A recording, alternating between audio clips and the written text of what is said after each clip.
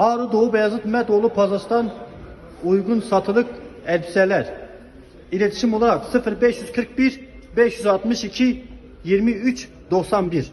Şöyle görüyorsunuz. Adres olarak Ağrı Doğu Beyazıt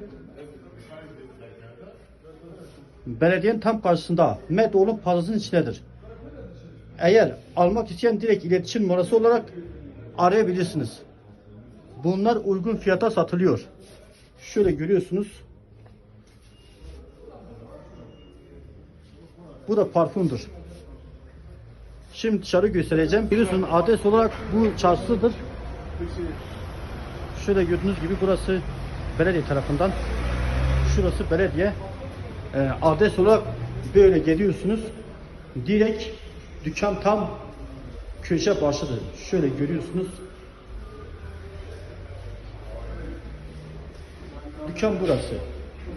İçindeki uygun parfümler de satılıyor. Ağrı Doğu Beyazıt'ta.